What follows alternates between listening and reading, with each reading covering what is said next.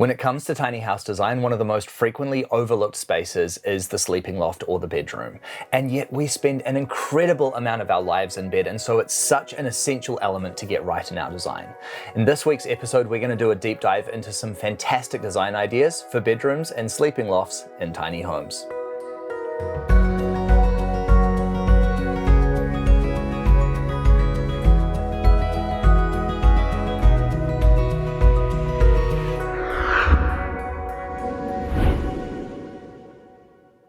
Over the years, we've seen hundreds of tiny homes, and this week we're going to take a look at how tiny home builders from all over the world have created cozy and spatially efficient spaces for themselves to sleep in. The first trick to bedroom design in a tiny house is often finding the space for it in the first place.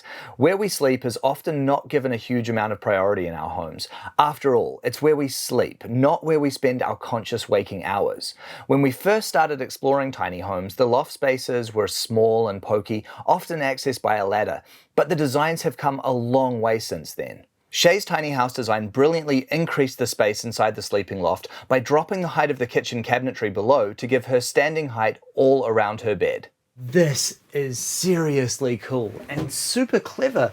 So this bed platform, this is actually the kitchen ceiling, isn't it? Yeah, so any part of this room that's raised is the kitchen ceiling, and any part that's lowered is areas of the kitchen that didn't need to be full height. So cabinetry, above the stove, above my little bump out area. So yeah, that's how we got the ability to walk upright while still keeping the tiny house build at 4.25 meters. So yeah, all within the height regulations, but a really nice feeling, really easy to use bedroom. She also added the walkway to create a feeling of additional separation and a journey of getting into the bedroom. I really like this idea. What we wanted to create was a feeling of taking a journey to your room. So again, that tricks your brain into thinking that it's a bigger space, because instead of just going up a ladder in your sleeping space, you have to go upstairs, walk through a hallway, past the living wall, and then you're in your room. And it really does sort of trick your mind into feeling that the space is bigger than it is. Yeah. And of course it adds that important safety element, which is really important to me. Another way to create additional height in a sleeping loft is to actually raise the height of the roof itself. Shani and Christian's tiny house did this really well with the use of a pop-up roof. Just being able to walk into a loft and stand up like this is such a novelty. Yeah, we were waiting for you to come and see This is just for you. how tall it was. This is just for you, Bryce. Thank you so much. You built it just for me. I love it. Yeah, it's nice to be able to walk up in the loft. We do notice a lot of tiny houses have crawl-in lofts with ladders. No offense to them, but we just didn't want to crawl into bed and out of bed. And yeah, just there's a lot of design elements in that choice. Having the pop-up like this, it's not like a pop-up caravan sort of feeling in here. It really feels cozy and like very natural kind of cave-like space to be in. Like a little sleeping den. Over in the UK, Harry and Joe achieved this with an additional roof portion that bolts onto the main part of the tiny house. From downstairs, I was sure this was going to be a pokey little loft, but it is actually amazingly spacious up here. Yeah, we've got a king-size bed that we've got up here, and it was just important for us to have that space in it, not to feel cramped in or like a crawl space. And there's definitely some wizardry to the design as well, because when you're in the main part of the house, you look at this line here and expect that that's where the loft would end. But of course, you've got all this additional height that's been built into the space. Yeah, I mean, this is the point at which the roof bolts on. It's essentially like the floor of this space, so it just gave us that extra height. Yeah, what a great design. And it's great having this circular window here as well, because it just gives you this lovely view into the rest of the house. Yeah, we wanted to try and capture a way where you could see the whole length of the house, and we've managed it with this internal window. You can lie in bed and you can look all the way down and actually see like the dying embers of the fire at the end of the night. Beautiful. For some, the idea of climbing into a sleeping loft isn't ideal, and we're seeing many people choosing instead to place the bedroom downstairs. Emily's tiny house is a great example of this, where the full height downstairs bedroom has been made to feel truly palatial. Hey, now this is really cool. Yeah, the high ceilings, lots of windows. I love my bedroom. It was important for me to have a bedroom that felt like a bedroom. I wanted to be able to walk around my bed, have my closet space in here, stand up.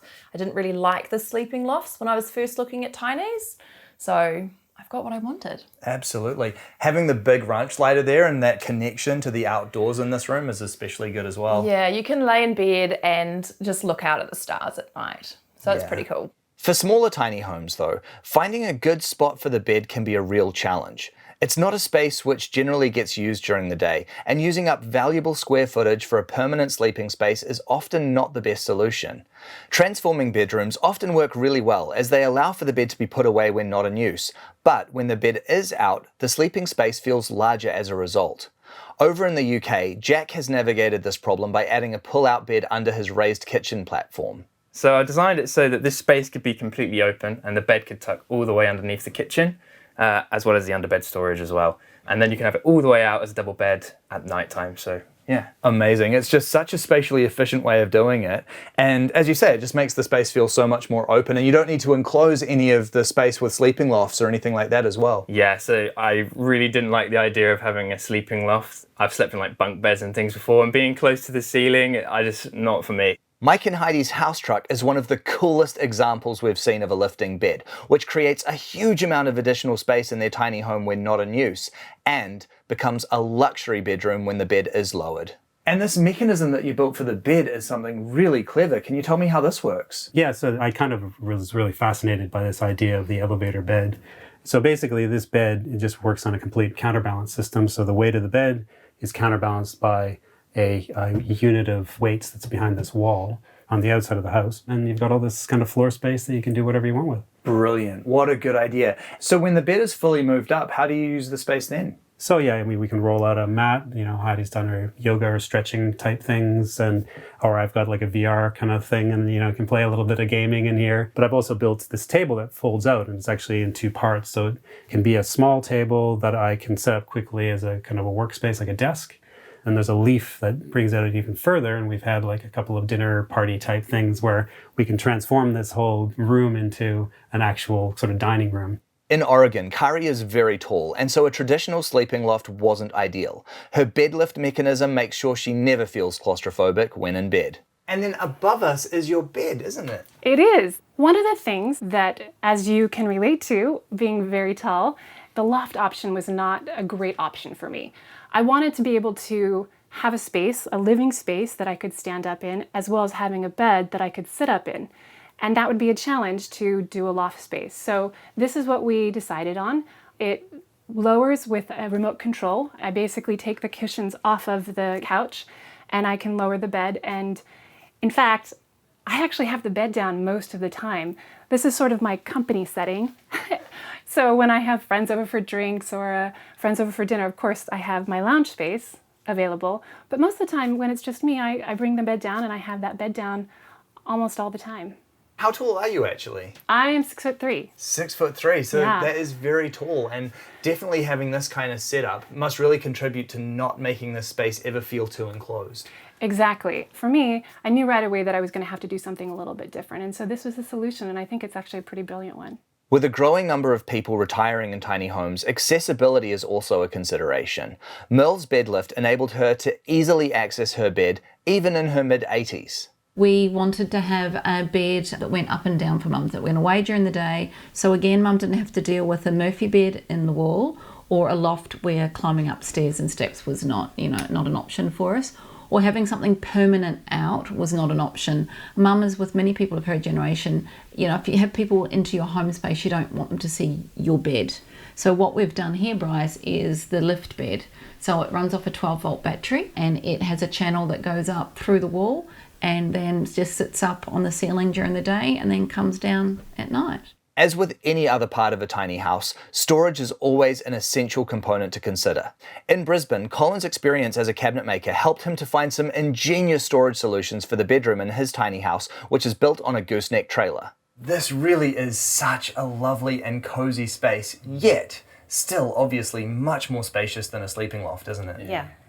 And like we said, we can stand up. Stand up. You can easily stand up, which is always the test of how tall a bedroom is. Exactly. Yeah.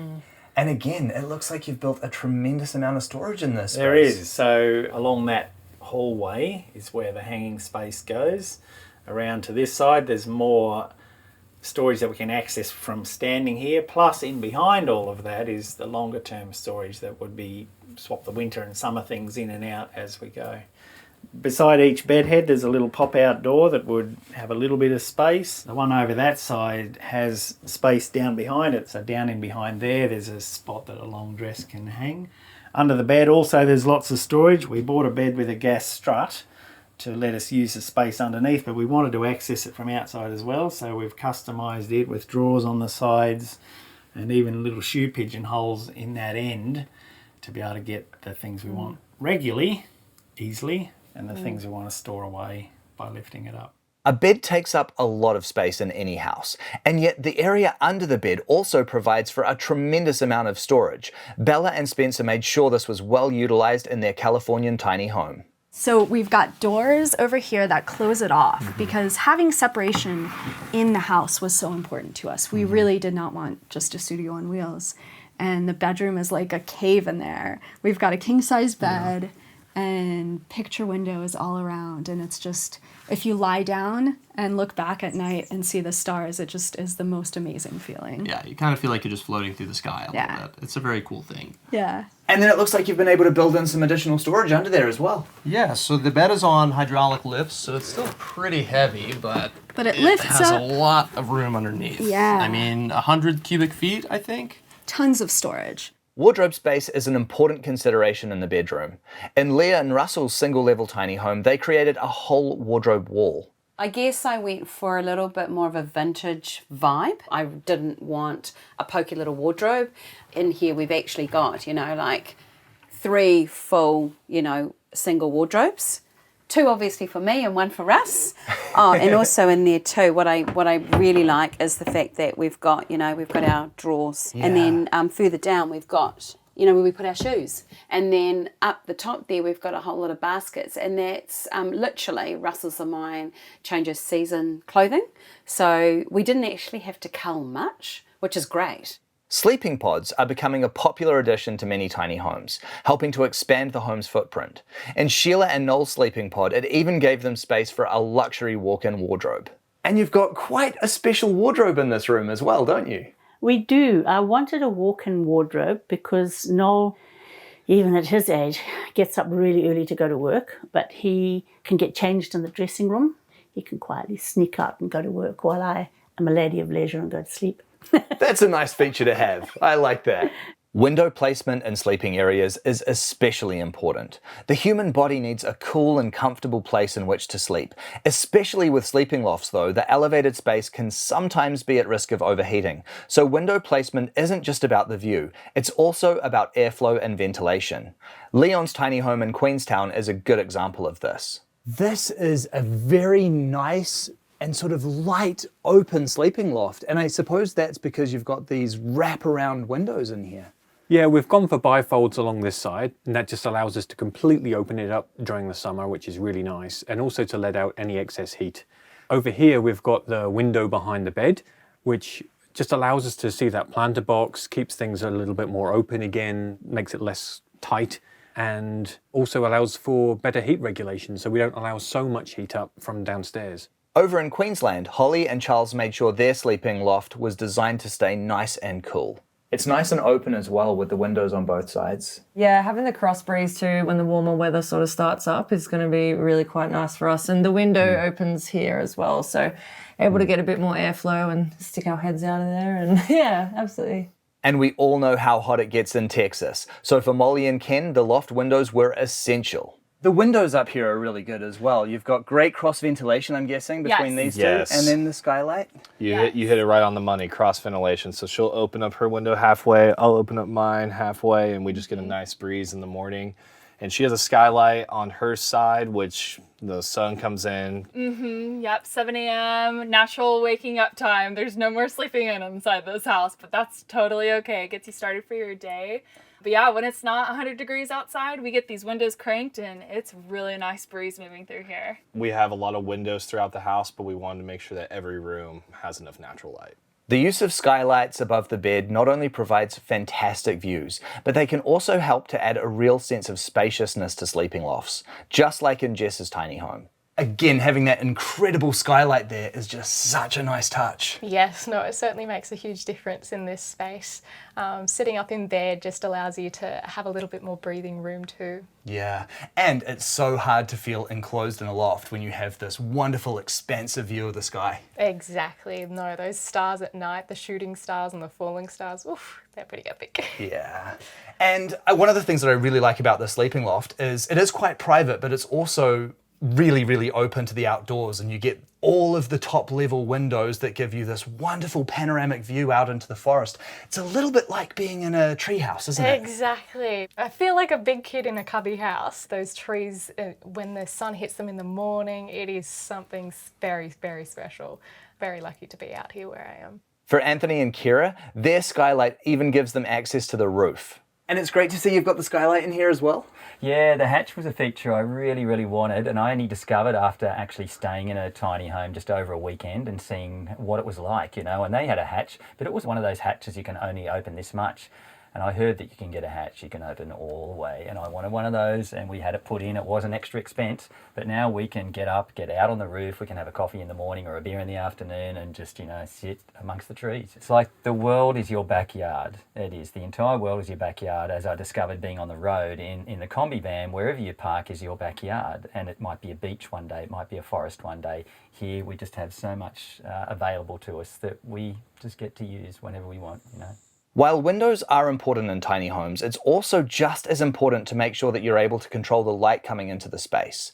I'm one of those people who really struggles to sleep if it's not completely dark. Samara and James surrounded their tiny home bedroom in blackout blinds to make a totally dark sleeping space. Having the darker colors in here really just makes this space feel so cozy. Yeah, it does. I think it's particularly important in a bedroom to have a space that does kind of feel a bit cocoon-like and somewhere that you can really relax. And I feel like the darker color tones relax you a little bit more as well. And we also really wanted the bedroom to be able to close up so all the windows and blinds can close so it becomes pitch black as possible, which is really conducive to getting a high quality, like deep sleep. Which we find we sleep really well in here. Yeah, we do. It feels like a smaller space than a lot of bedrooms, but at the same time, it's pretty effortless falling to sleep. Yeah. And look, at the same time, it gets as light as you need it to be. So things like drinking tea, reading a book, anything you really want, it's a very multi-purpose space. Yeah. It's actually one of the things that I love about tiny house sleeping lofts is that feeling of sort of being safe and enclosed, and you've really beautifully emulated that in this home. We actually really prefer sleeping in here than a lot of the bigger bedrooms that we've had in the past, which probably surprised me a little bit as well. It's nice to consider turning our bedrooms or lofts into private spaces in the home, areas that can be closed off from the rest of the house to help create that sense of sanctuary. If you can fit a door into your loft or bedroom design, it's always a good idea. And to that end, one of the other special features about this loft is the closing door. So the story behind the closing door is that, one, we knew we'd have a wood stove, so the heat often we found pocketed up in tiny house lofts and made it impossible to sleep. And also with noise, like different times of day, like going down and making breakfast earlier, or like having late nights chatting with friends, we can just shut that door and have our separate time frames if we need that. Yeah. Alternatively, shutters can be used to open up the space when you want, or close it off to gain privacy. And I love the way that you've opened up this part of the living space to the sleeping loft through these shutters as well. Yeah, well, the idea was when we thought, how are we going to get beds up there? Yeah. So we created this space, so then even when we were in here, we can open it up and it still feels spacious. The other idea was that we could get airflow through to the bedrooms, and then in wintertime we can have the heat rise up and go through. So there were quite a few reasons we did the barn doors that we could open up. More than anything, it's important that our sleeping spaces prioritize comfort and coziness. These are places that need to make us feel relaxed. This can be achieved with relaxing color schemes, but also with clever use of materials. Fabian's tiny house is a brilliant example of this, where his den-like sleeping loft used some really interesting materials to make his space extra cozy. You've got a furry wall up here. I have a furry wall, yes. It's part of the bear den idea, I guess. It really softens up the hardness of the space. I think if it's going to be quite small and quite low studded, I really like it to be quite cozy. Yeah, the use of the material up here just adds so much texture, both on the furry wall and also what you've done here with the canvas walls. I like the section-y kind of coziness about it. Yeah. It does create a different vibe. And coming up into this space, it is exactly what you want out of a sleeping loft. It's sort of a little bit darker. It's really calming and relaxing in here, isn't it? Yes, I've got a small window here, but when I shut the blinds like that, it actually really cuts out a lot of the light. It makes it really, really cozy. And I'm quite fortunate to have a heat pump over here, a conditioning unit, which really keeps this whole area quite cool when I need to, especially in the summer. Lighting is also a very important component to factor in.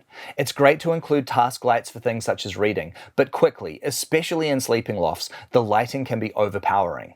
Soft, gentle light helps to create a much more relaxing mood.